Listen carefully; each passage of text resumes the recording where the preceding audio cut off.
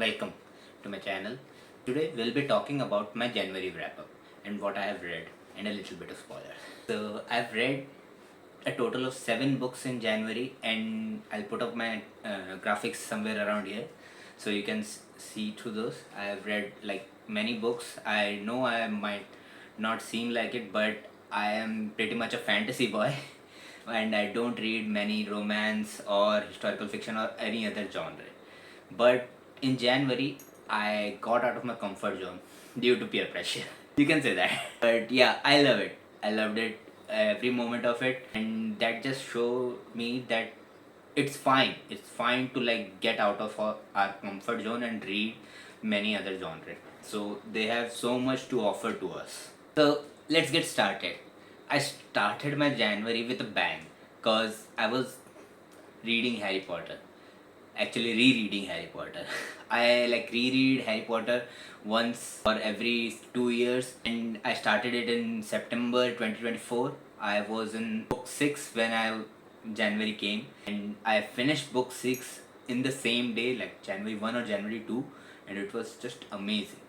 One more thing about me, I always count the book in that month when I finish it. So I finished the Half Blood Prince in January, so I'm counting it in that month only. I've also finished the Deathly Hallow in just 2 days. Like that was my maximum effort. Like whenever I get any time, I would like put on my earphone and put the audio book on and just listen to the book every day, matlab every moment of the day. And I am saying that audiobook were really amazing. Audiobook, listening to the audiobook was a first for me. And while I have read many books, paperback, ebooks, many format, audiobook were my first time format for Harry Potter. And the narrator Stephen Fry was really amazing. He gave the characters such amazing voices. I am just amazed by how much he has done for that book. Now let's talk a little bit about Harry Potter. Harry Potter is my Roman Empire. I can say that nobody should dare to criticize it in front of me because I love it and I am willing to die upon this hill. Harry Potter 6, The Half Blood Prince, was all about Dumbledore mentoring Harry while taking him on a journey to understand Voldemort, what he is, and how he came to be, about all the Horcruxes. Now, spoiler alert, if you still don't know about Harry Potter, I can't do anything to it. And sixth book was also the book where romance was in the air, all the relationship were happening. Harry got like connected with Ginny. The Felix Felicis helped Harry very much in that scenario. Another character that like shown throughout that book, Draco Malfoy. Draco was the one character that I always felt didn't have any like substance to him throughout book 1 to book 5. But come book 6, he is the character that has shown so much growth or so much depth in him. Like J.K. Rowling has written him like this, that we can feel his like pain about choosing what to do. If he doesn't do it, then Voldemort surely will kill him. Now that's a fear that we can imagine, right? And the ending, by God. The first time I read, I didn't remember when I read the book for the first time, but I remember crying out loud. I remember crying out loud because that was the moment when. Okay, so that happened. I'm still not spoiling for those who haven't read it. Now, come book 7 was the most favorite of mine aside from book 6, because but many people have said that book 7 is not their favorite because there is so much pointless journey to in the forest and all that. But I would say that was a great arc. Like I would compare that arc to a real life like scenario. Whenever we like suppose get out of college or any education degree, get out of home and go out in the real world, we don't know what is going on. We don't know what we are doing. We are just half-assing it all the way through. That's what Harry and Hermione and Ron were doing. Like, Dumbledore left them so many clues, but those were just pointless clue and somewhat repetitive clue that they came upon again and again, but they were still searching. That journey was important for them to find themselves and to understand the relationship they have with themselves. If your friend goes on a journey with you and you are like clueless, you don't have any clue, and you are just stringing him along, he would get angry. But the friendship, the character of that person shows, if he shows up or he comes back, even if he goes away. So that like strengthened the bond between Harry and Ron so much. That scene where he went away, but he came back, that showed Ron's character and also Harry's character and their bond, how strong their friendship is. It could withstood anything. Now, JK introduced many new things. Like she introduced Hollows, Hallows, Hello. Okay, it is Hallows. She bring that topic to completion in a single book without missing a beat. Now that is fantastic, isn't it? And also bringing Dumbledore's past history into the book without anyone being the wiser, and just bringing that into completion. Now, Dumbledore left so many unanswered questions, and Harry was so distraught, but still, the moment when Harry chose Horcruxes rather than Hello, now that was the moment when just it solidified my like faith in him. Also, there were just many moments in this Deathly Hallow book that I was like crying out loud. I am not sure. Just every time I read it, I will cry out loud in this book. The ending scene where Harry and Voldemort are just circling each other in the Great Hall with all the people around them. Harry explaining to him, and those explanations, my god, was just amazing. I just love the book. It was a banging opening for January for me. The next book that I finished was The Binding by Bridget Collin. Yeah, Binding was a out of comfort zone book for me because people have said that it's a romance book, and it was also book club read. I mostly don't like finish book club reads. I may start them, but I don't finish them. But I was like, okay, so I've started books, I'll finish them. January, one resolution of mine was to like finish the book, plan the TBR, whatever you have planned, just finish those. So Binding was one of those for me. And surprisingly enough, it's a 4-star for me. And Binding has a concept of like memory binding. Like there are people who have this ability to take away someone's memory and bind them into books. Now that is an amazing concept. We can This ability can do so much if we explore more.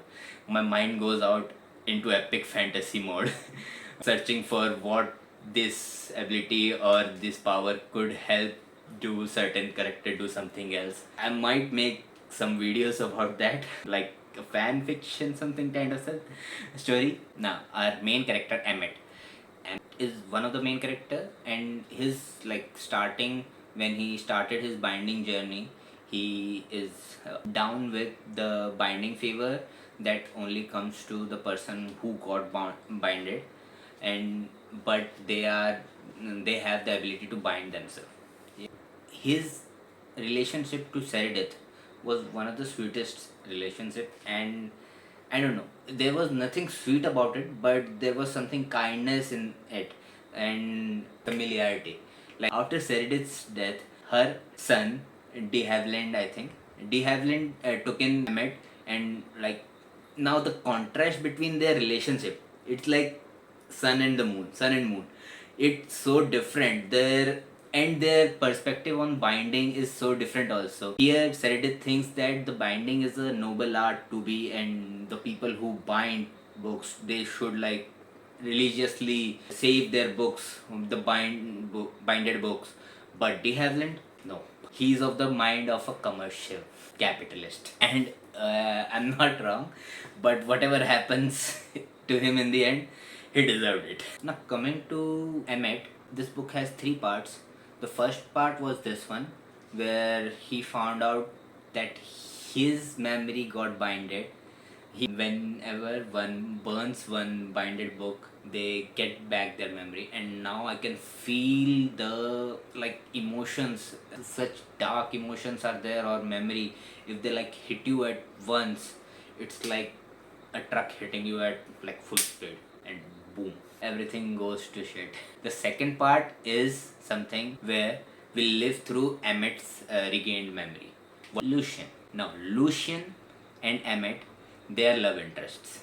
Emmett has a sister, Elta, who was into Lucian. I'm going to say that second part was not for me. Like, Alta is a small girl, but she's like in love with Lucian. Lucian is stringing her along to like live and get close to Emmett.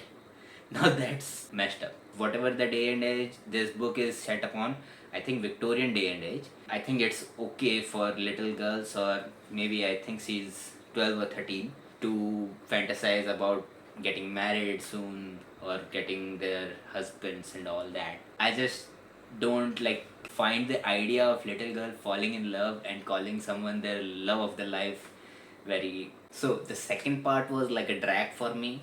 We got our memory back, Emmett got his memory back. Now Lucian, third part is basically about Lucian living out his life after Emmett got his memory back.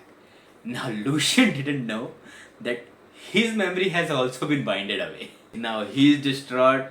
Now the whole third part where Lucian stumbles and looks through everywhere and trying to find his memory was just amazing. And the ending, the twist keeps on coming. Means the book kept you on edge.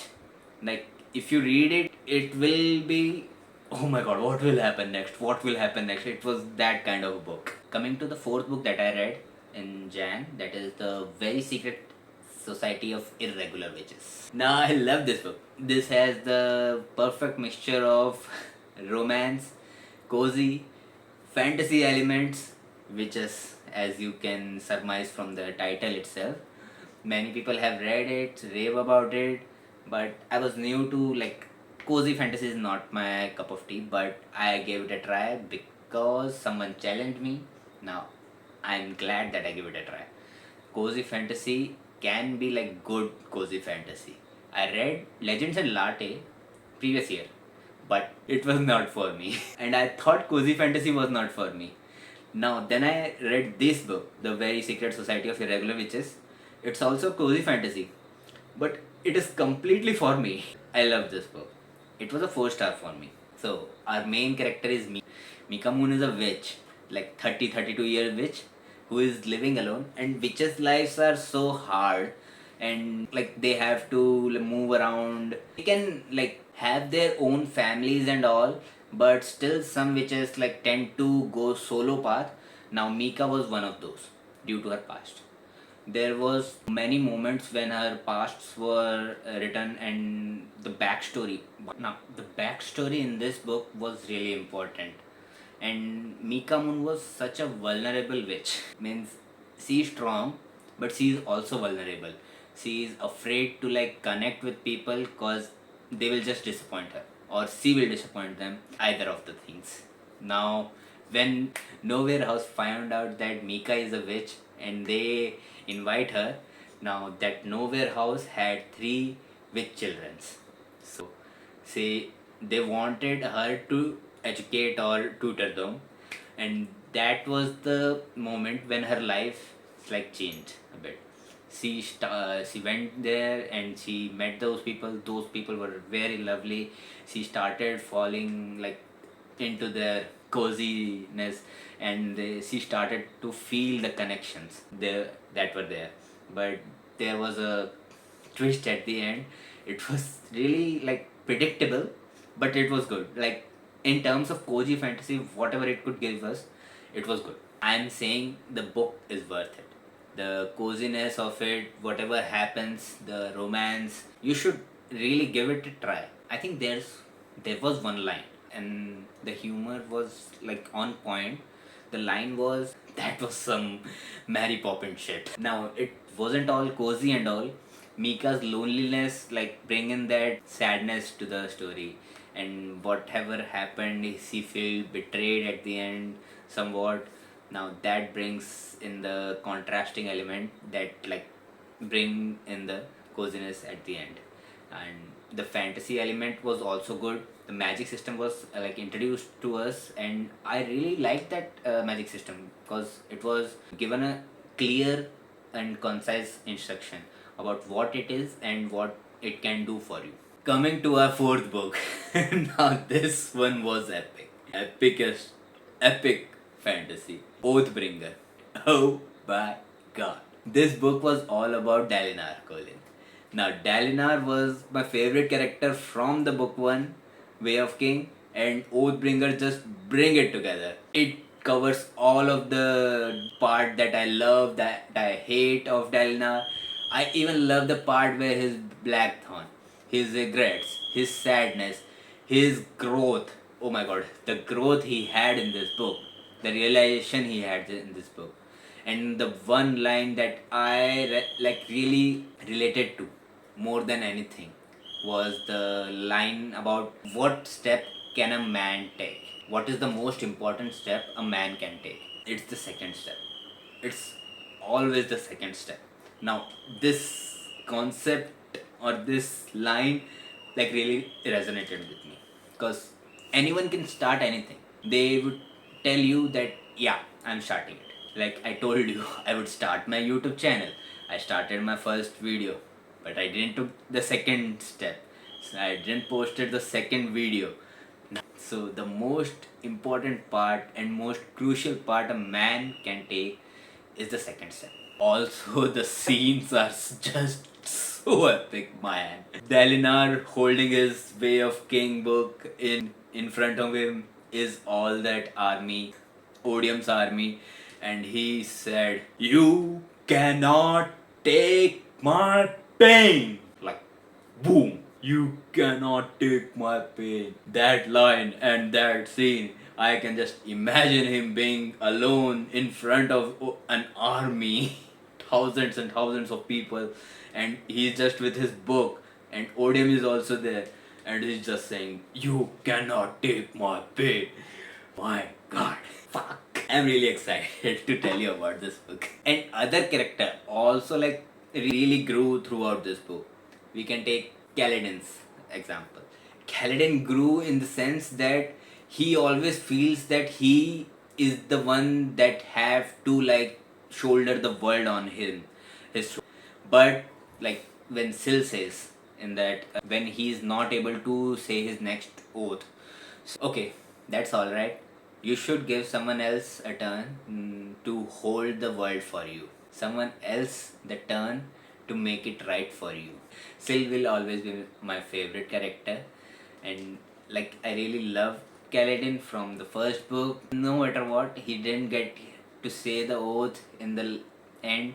He didn't get to save the people. We didn't get a epic fight from him, but it was still like really sweet, and I really like Kaladin. And also his end match with Amaranth. He got his chance to get justice at the in the end, but our kill shot goes to Rock. Rock is devastated because he had like shown that he won't ever hold a arrow or bow ever again. Now he had to hold that arrow, bow, and kill Amaranth because Kaladin was in danger. Now that is friendship that can break an oath. Now oath has very deep meaning in this series. So breaking an oath here is like giving your life for someone. Shallan is another complex character that like really grew up throughout this book. When they were in the capital city of Elethkar, she was just devastated when she found out that whenever she went to give out food, others will come and just destroy her every effort she has like Now that devastated her. But the final word by Wit to her was accept the pain, but don't accept that you deserve the pain. So fucking strong. Wit comes out with great lines. He is the storyteller in this book, but till now. But the lines he comes out with sometimes just like hit you in the feels. What can I say? The book is filled with like really great lines. Also, the character of Seth and what was the Lift, right? Those two characters were also amazing in the final fight. Seth came back as a Skybringer, and he took an oath to follow Dalinar word as law. That's a great step to take because a man word being someone else's law can be dangerous for the one who is following. Really dangerous. Seth has taken this step. Let's see where it goes. Lift is another awesome character because she's awesome. I still like remember that comment. Old men should not have tight butts. This book gave us everything from epic fight to emotional characters and emotional conclusions. It was really amazing. It was worth it and it was 5 star for me. The sixth book that I read in the month of January was Wisdom, Kingdom of Wisdom, Vidyagya. It was an arc sent to me by Dr. Prashant. I've told him like I will read it.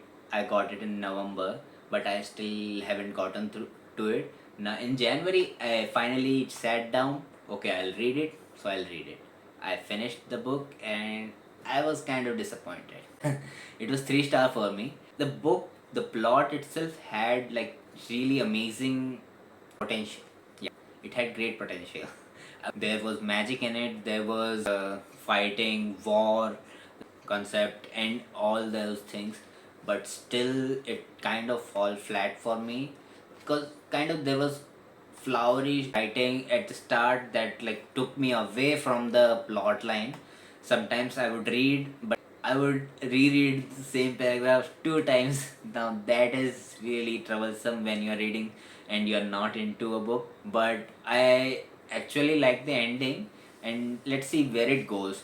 Now there was couple of scenes that were really great. There was sci-fi scenes in there, like the setting is olden days when the Maharajas and all the kingdoms were there now, and the knowledge was like the futuristic knowledge.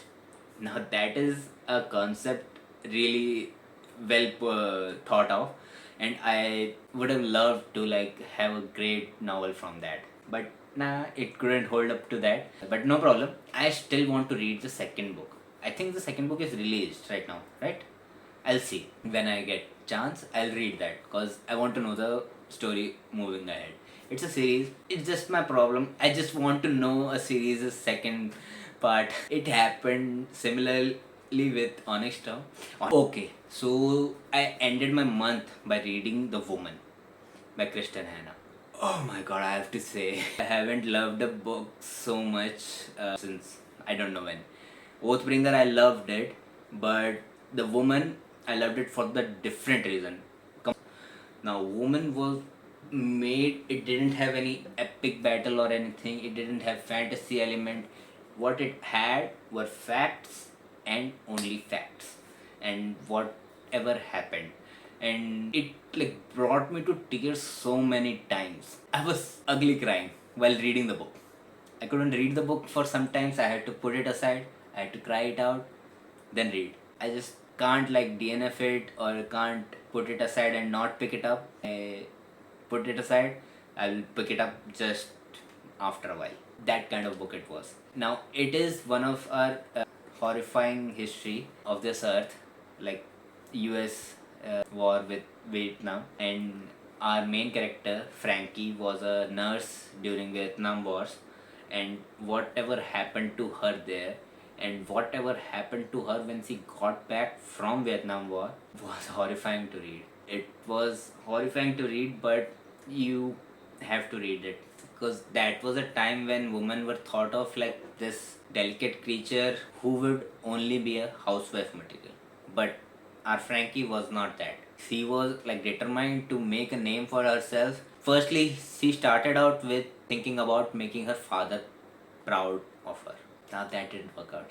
Then she found that she had no help at all anywhere. When she came back from Vietnam, she was so alone. So the PTSD was so real there, but no one was acknowledging her or even her part in Vietnam.